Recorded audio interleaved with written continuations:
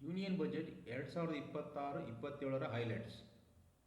ನಮಸ್ಕಾರ ಸ್ನೇಹಿತರೆ, ಈ ವಿಡಿಯೋದಲ್ಲಿ ನಾವು ಭಾರತದ ಕೇಂದ್ರ ಬಜೆಟ್ 2026-27ರ ಮುಖ್ಯ ಅಂಶಗಳನ್ನು ಸರಳವಾಗಿ ತಿಳಿದುಕೊಳ್ಳೋಣ. ಇದು ಪ್ರಾರಂಭಿಕರಿಗಾಗಿ ಮಾಡಿದ ವಿವರಣೆ.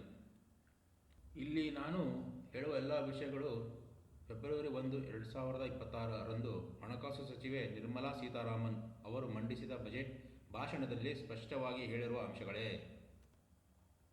ಮೊದಲನೇದಾಗಿ ಬಜೆಟ್ 2026-27ರ ಒಟ್ಟಾರೆ ದೃಷ್ಟಿಕೋನ.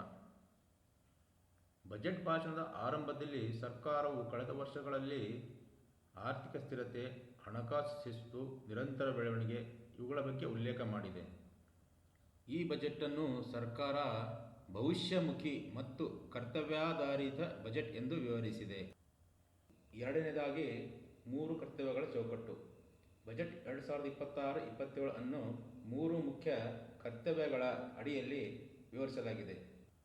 ಮೊದಲ ಕರ್ತವ್ಯ ಆರ್ಥಿಕ ಬೆಳವಣಿಗೆಯನ್ನು ವೇಗಗೊಳಿಸುವುದು. ಎರಡನೇ ಕರ್ತವ್ಯ ಜನರ ಆಶೆಗಳನ್ನು ಪೂರೈಸುವುದು ಮತ್ತು ಸಾಮರ್ಥ್ಯ ನಿರ್ಮಾಣ ಮಾಡುವುದು. ಮೂರನೇ ಕರ್ತವ್ಯ ಸಬ್ಕಾ ಸಾಥ್ ಸಬ್ಕಾ ವಿಕಾಸ್. ಹಾಗಾದರೆ ಮೊದಲನೇ ಕರ್ತವ್ಯ ಆರ್ಥಿಕ ಬೆಳವಣಿಗೆಯನ್ನು ವೇಗಗೊಳಿಸುವುದು. ಇದರ ಬಗ್ಗೆ ತಿಳಿದುಕೊಳ್ಳೋಣ. ಈ ವಿಭಾಗದಲ್ಲಿ ಸರ್ಕಾರವು ಆರ್ಥಿಕ ಬೆಳವಣಿಗೆಯನ್ನು ಮುಂದುವರಿಸಲು, ಹೂಡಿಕೆ ಮತ್ತು ಉತ್ಪಾದನೆಗೆ ಬೆಂಬಲ ನೀಡಲು, ಮೂಲಸೌಕರ್ಯ ಅಭಿವೃದ್ಧಿಗೆ ಒತ್ತು ನೀಡುವುದಾಗಿ ಹೇಳಿದೆ. ಎರಡನೇ ಕರ್ತವ್ಯ ಜನರ ಆಶೆಗಳನ್ನು ಪೂರೈಸುವುದು ಮತ್ತು ಸಾಮರ್ಥ್ಯ ನಿರ್ಮಾಣದ ಬಗ್ಗೆ. ಇಲ್ಲಿ ಬಜೆಟ್ ಭಾಷಣದಲ್ಲಿ ಯುವಶಕ್ತಿ, ಕೌಶಲ್ಯ ಅಭಿವೃದ್ಧಿ, ಶಿಕ್ಷಣ ಮತ್ತು ಆರೋಗ್ಯ ಇವುಗಳ ಕುರಿತು ಉಲ್ಲೇಖ ಮಾಡಲಾಗಿದೆ. ಮೂರನೇ ಕರ್ತವ್ಯ ಸಬ್ಕಾ ಸಾಥ್ ಸಬ್ಕಾ ವಿಕಾಸ್. ಈ ಕರ್ತವ್ಯದ ಅಡಿಯಲ್ಲಿ ಎಲ್ಲ ವರ್ಗಗಳ ಸಮಾವೇಶಿತ ಅಭಿವೃದ್ಧಿ, ಹಿಂದುಳಿದ ಮತ್ತು ದುರ್ಬಲ ವರ್ಗಗಳ ಕಲ್ಯಾಣ ಇವುಗಳನ್ನು ಉಲ್ಲೇಖಿಸಲಾಗಿದೆ. ಮೂರನೇದಾಗಿ ರಿಫಾರ್ಮ್ ಎಕ್ಸ್ಪ್ರೆಸ್. ಬಜೆಟ್ ಭಾಷಣದಲ್ಲಿ ರಿಫಾರ್ಮ್ ಎಕ್ಸ್ಪ್ರೆಸ್ ಎಂಬ ಪದವನ್ನು ಬಳಸಲಾಗಿದೆ. ಇದರಲ್ಲಿ ಆಡಳಿತ ಸುಧಾರಣೆ, ಪ್ರಕ್ರಿಯೆಗಳ ಸರಳೀಕರಣ, ಈಸ್ ಆಫ್ ಲಿವಿಂಗ್ ಮತ್ತು ಈಸ್ ಆಫ್ ಡೂಯಿಂಗ್ ಬಿಸ್ನೆಸ್ ಇವುಗಳಿಗೆ ಸಂಬಂಧಿಸಿದ ಕ್ರಮಗಳ ಬಗ್ಗೆ ಹೇಳಲಾಗಿದೆ. ನಾಲ್ಕನೇದಾಗಿ ಪ್ರಮುಖ ಕ್ಷೇತ್ರಗಳ ಕುರಿತು ಉಲ್ಲೇಖ. ಹಾಗಾದರೆ ಆ ಕ್ಷೇತ್ರಗಳು ಯಾವುದೆಂದರೆ ಕೃಷಿ ಮತ್ತು ಗ್ರಾಮೀಣಾಭಿವೃದ್ಧಿ, MSME ಮತ್ತು ಉದ್ಯಮ, ಯುವಕರು ಮತ್ತು ಕೌಶಲ್ಯ. ಮೊದಲನೇದಾಗಿ ನೋಡೋದಾದರೆ ಕೃಷಿ ಮತ್ತು ಗ್ರಾಮೀಣಾಭಿವೃದ್ಧಿ. ಬಜೆಟ್ ಭಾಷಣದಲ್ಲಿ ಕೃಷಿ ಕ್ಷೇತ್ರದ ಬೆಂಬಲ, ಗ್ರಾಮೀಣ ಅಭಿವೃದ್ಧಿ ಇವುಗಳ ಬಗ್ಗೆ ಉಲ್ಲೇಖಿಸಿದೆ. MSME ಮತ್ತು ಉದ್ಯಮ, ಸಣ್ಣ ಮತ್ತು ಮಧ್ಯಮ ಉದ್ಯಮಗಳ ಪಾತ್ರ, ಉದ್ಯೋಗ ಸೃಷ್ಟಿಗೆ ಅವುಗಳ ಮಹತ್ವ ಇವುಗಳನ್ನು ಭಾಷಣದಲ್ಲಿ ಉಲ್ಲೇಖಿಸಲಾಗಿದೆ. ಯುವಕರು ಮತ್ತು ಕೌಶಲ್ಯ.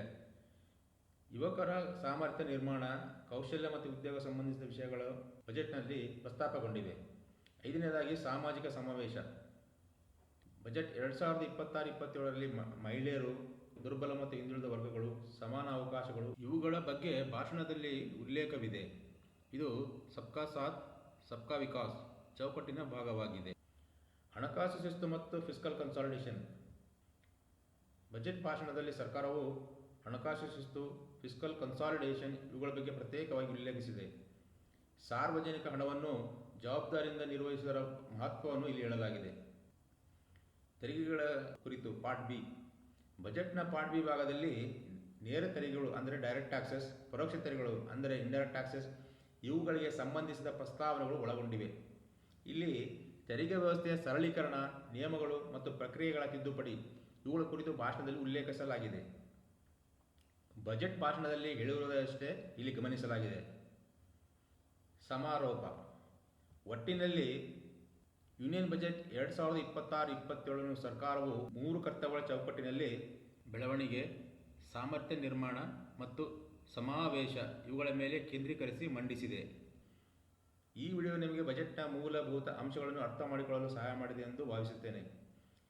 ವಿಡಿಯೋ ಇಷ್ಟವಾದರೆ ಲೈಕ್ ಮಾಡಿ ಮತ್ತು ಇನ್ನಷ್ಟು ಸರಳ ವಿವರಣೆಗಳಿಗಾಗಿ ಚಾನಲನ್ನು ಸಬ್ಸ್ಕ್ರೈಬ್ ಮಾಡಿ. ಧನ್ಯವಾದಗಳು.